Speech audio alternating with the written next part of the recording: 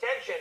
A guy, I don't care what he does in the NBA, Demarcus Cousins, you don't win with guys like Demarcus Cousins. I bring it up to start the show today because, A, his and hers are bringing it up. What else is new? It's ESPN, 3 o'clock. Who knows? Playoff permutations.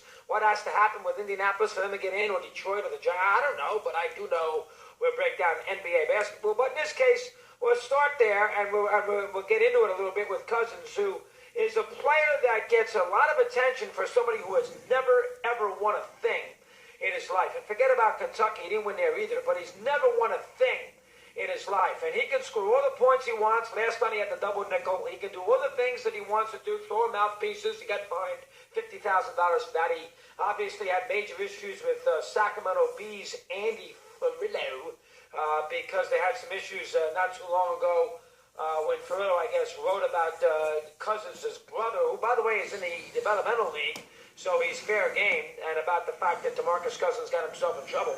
But, you know, basically on the anniversary, tomorrow is the anniversary. Did you know tomorrow's the anniversary, speaking of the NBA, of the Lakers' 27-game winning streak?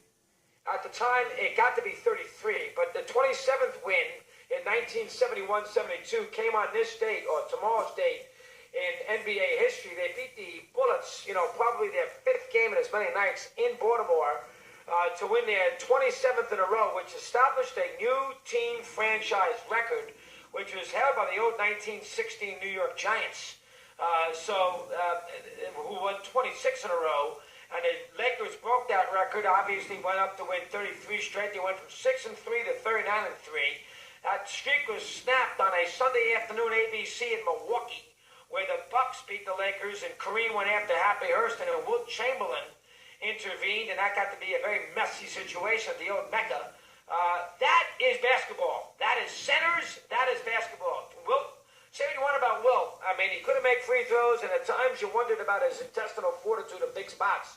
But he won 2 championships, and he was a center to maybe 2 of the greatest teams in the history of the NBA, the 66-67 Sixers, and, of course, the 71-72 Lakers. Let me clear my throat. Must be Demarcus Cousins talk. So as a result, Wilt is a guy who averaged 50 points a game for a season, 100 points, obviously, in the one game. That's the center. Demarcus Cousins, a guy who has done absolutely nothing in his NBA career. Matter of fact, somebody who knows told me that when Vlade Divac did his exit interviews last year, he, of course, is the Kings, quote-unquote, general manager. When he did the exit interviews last year for the Kings, all but one player on the Kings said they do not like playing with Demarcus Cousins. And that shows because he never wins. And he can score 55 all he wants, and he can be considered the best center in the history of the NBA, and he's the best center now. Here is what the deal is. If you are that great as a basketball player at that position, win games, okay? Center in the NBA, you should be able to win enough games. Kareem never was, I guarantee, they never win 30 games. Kareem ever be in a situation for the Lakers where he didn't win 30 games? How about Wilt? Ever be in a situation, Shaq? Ever be in a, Ewing? Ever be in a situation where a player of that ilk who played a full schedule never won 30 ball games? I mean, this is a guy who never does anything. And I know he's got great numbers, but he only plays when the mood strikes. And obviously, last night he's annoyed because he's getting a lot of abuse for the Ferrillo thing. The Kings had to craft his apology, and in that apology, this is the writer from the B, he never really went out and said, I apologize to Andy Ferrillo by name.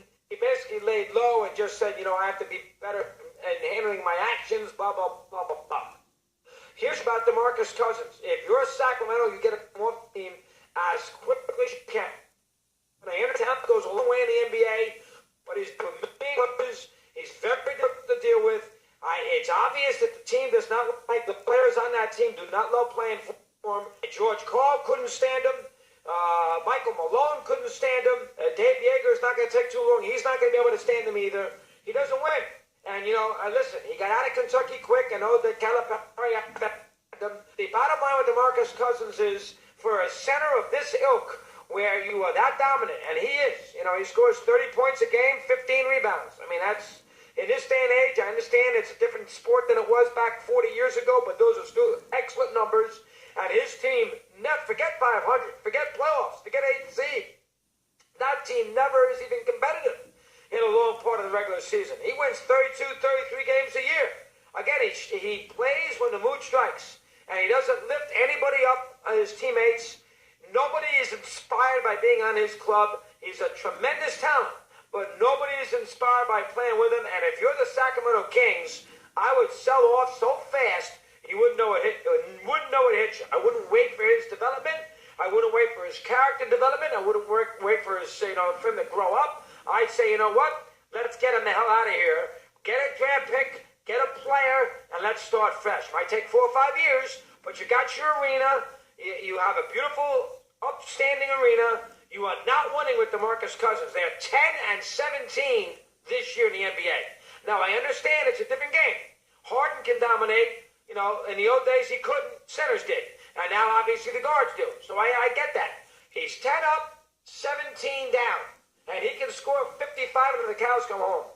Nobody cares. A major distraction. 12 after the hour, we continue.